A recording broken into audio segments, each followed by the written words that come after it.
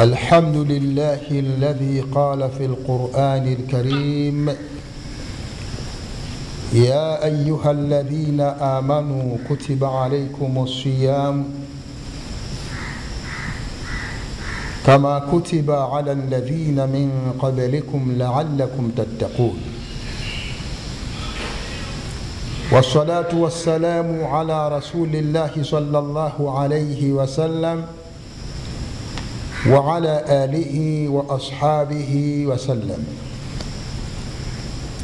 Watukufu wa Islam, kwanza kwa mara nyingine hapana budi tumshukuru Mwenyezi Mungu Subhanahu wa Ta'ala, ambaye kwa mapenzi yake na kwa utukufu wake na kwa uwezo wake ametujalia leo tena kukutana katika darasa yetu.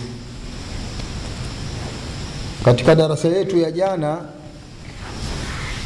tulisoma hadithi ya Bwana Mtume sallallahu alaihi wasallam iliyopokelewa na al-Imam al-Hakim kutoka kwa Abi Umama. Kwa hivyo si vibaya tukaianza tena hadithi hiyo, kwa kuwa jana tulisema kwamba hadithi hii tutaendelea kuifafanua tena kesho.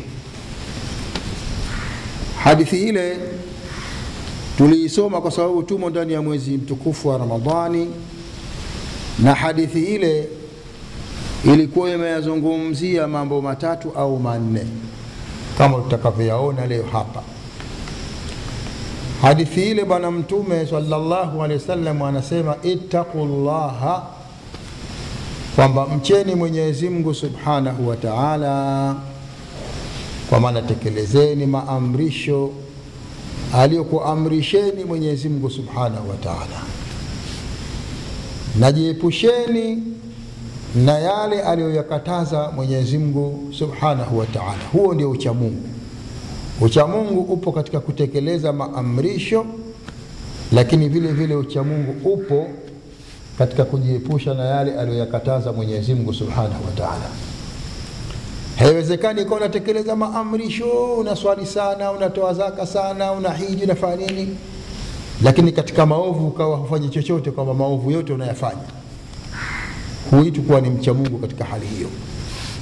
Na haiwezekani ikawa unajiepusha na makatazo lakini wewe huswali, wewe hutoi zaka, uwezo nao, wewe hutaki kwenda hija, uwezo nao, hutaki kufunga mwezi mtukufu wa Ramadhani na hali ya kuwa uwezo wa kufunga unao. Kwa hiyo kumcha Mwenyezi Mungu maana yake ni kutekeleza maamrisho na kujiepusha na makatazo. Ndio maana pale aliposema ittaqullaha, jambo la pili akasema wasallu khamsakum, na swalini swala zenu 5, na mziswali swala hizo kwa ajili ya Allah Subhanahu wa Ta'ala. Msiswali kwa sababu muonekane kwa watu kwamba mnaswali. Akasema tena wasumu shahrakum, nafungeni mwezi wenu mtukufu wa Ramadhani pale unapowafikia mwezi mtukufu wa Ramadhani na hali ya kuwa mko hai na mkawa mna uwezo wa kuweza kuitekeleza ibada hiyo ya funga. Kama huna uwezo, kwamba ndio hivyo tena unaumwa, labda uko safarini, safari ndefu na nini, ruhusa imetoka kwamba unaweza ukafungulia, kisha masiku yale ambayo kwamba umeyafungulia ukiwa katika safari ukaja kuyafunga tena baada ya kumalizika kwa mwezi mtukufu wa Ramadhani. Na kama ni maradhi yanayopona, kwamba ulifungulia kwa sababu ya maradhi, ina maana baada ya Ramadhani kumalizika na wewe ukapata afya njema, unatakiwa kuyalipa masiku hayo. Na hapa mara moja mtu mmoja aliniuliza swali moja, kwamba yeye aliuguliwa na mzazi wake ndani ya mwezi mtukufu wa Ramadhani na akafariki ndani ya mwezi mtukufu wa Ramadhani. Kwa hivyo akaja kuniuliza, bwana vipi naweza kumlipia mzazi wangu ambaye aliugua ndani ya mwezi mtukufu wa Ramadhani na Mwenyezi Mungu akamchukua ndani ya mwezi mtukufu wa Ramadhani? Sasa je, natakiwa kumlipia?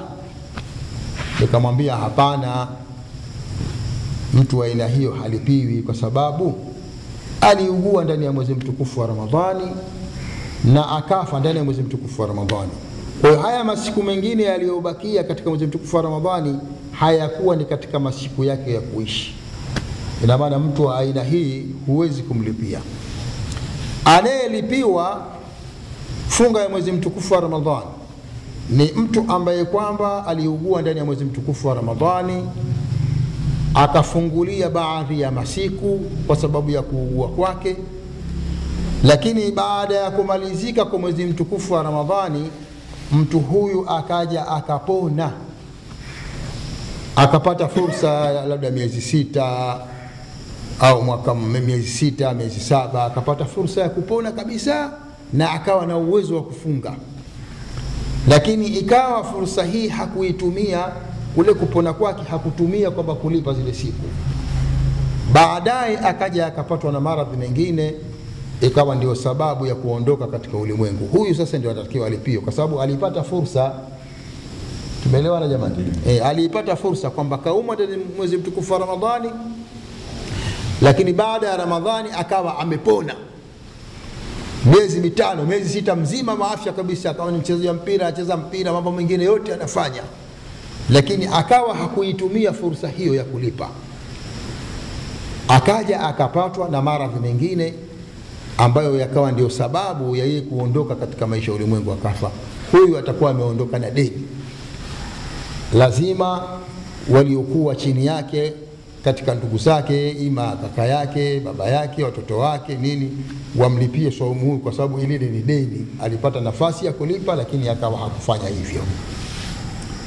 Lakini aliyekufa ndani ya Ramadhani huyu hatakiwi kulipiwa kwa sababu haya masiku ambayo hakuyafunga na amekufa na masiku hakuyafunga, ina maana haya si katika masiku yake ya kuishi katika ulimwengu. Kwa hiyo ittaqullaha, mcheni Mwenyezi Mungu, wasallu khamsakum, nafungeni, wasallu khamsakum, naswalini swala zenu 5, wasumu shahrakum, nafungeni mwezi wenu mtukufu wa Ramadhani hali ya kuwa nyinyi mmefikwa na mwezi huo, hali ya kuwa ni wazima wa afya. Kisha Mtume akasema waaddu zakata amwalikum, natekelezeni zaka za mali zenu. Tunapozungumzia mali hatuzungumzii kwamba mtu kuwa na mali nyingi kama tulivyosema jana. Tunachozungumzia hapa ni kile kiwango ambacho chatakiwa mtu akiwa amekidhibiti kiwango hicho, anacho kiwango hicho, kimefikia lengo la kutolewa zaka, basi kiwango hicho kama kikikaa benki, sikia sana bwana, kapindukiwa na mwaka, unatakiwa ukitolee zaka. Tukasema jana kiwango cha kwanza kwa pesa za Waarabu ni dirham 200 kwa pesa ya Waarabu. Kwa hiyo dirham 200 hii ukiipigia mahesabu kwa hela ya Kitanzania, dirham 200 ni bei gani? Ukipiga mahesabu kisha hesabu zako zikaja kwamba pesa hiyo inafikia kiwango cha kutolewa zaka, ina maana kiwango hicho unatakiwa ukitolee zaka. Hivyo hivyo katika bidhaa za biashara, kwamba umenunua biashara yako umeiweka dukani, biashara ikawa inajizungusha, ipo dukani biashara ule mtaji ulionunulia biashara yako ndio mtaji ambao utakaotolea zaka muda wa kuwa ile biashara inaendelea. Labda ulitumia milioni 2 ukalijaza duka lako, kuna michele pale, kuna nini, mwaka mzima ikawa biashara inaendelea, basi itakapopinduka mwaka, ina maana kile kiwango cha ule mtaji ulichonunulia zile bidhaa ambazo wauza pale, kile kiwango ndicho ambacho kwamba utakitolea zaka. Kwa hiyo si ibada ambayo kwamba wahusishwa matajiri watupu, ni ibada ambayo inamhusu kila Muislamu anayemiliki kiwango hicho ambacho chatakiwa kutolewa zaka. Kwa hiyo akasema waaddu zakata amwalikum, natekelezeni zaka za mali zenu.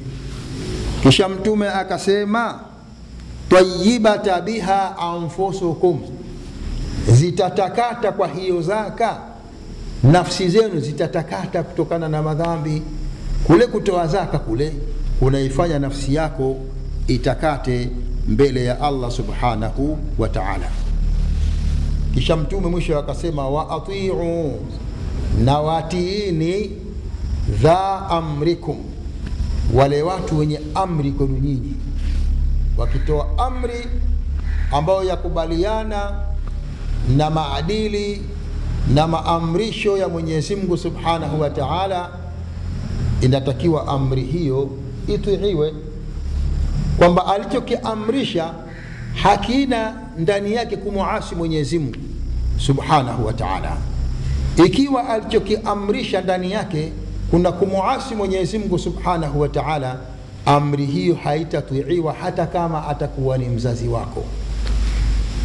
Katika kuitii amri hiyo utakuwa unajitia katika madhambi, lakini vile vile utakuwa unamtia mzazi wako katika madhambi ambayo itakuwa ni sababu ya kuadhibiwa mbele ya Allah subhanahu wa ta'ala, kwa sababu alikuamrisha jambo ambalo si hilo ukalitekeleza, lakini sababu ya kulitekeleza swala hilo ni yeye. Kwa wewe utakuwa ni mwenye kupata madhambi na yeye atakuwa ni mwenye kupata madhambi. Kisha bwana mtume sallallahu alaihi wasallam akasema tadkhulu jannata rabbikum, mkifanya hivyo mtaingia katika pepo ya Mwenyezi Mungu subhanahu wa ta'ala. Ikawa jana tumeishia katika hadithi hiyo ambayo imepokelewa na al-Imamu al-Hakim kutoka kwa Abi Umama. Sasa leo tutaingia katika hadithi nyingine, hadithi ambayo inawahusu wanawake.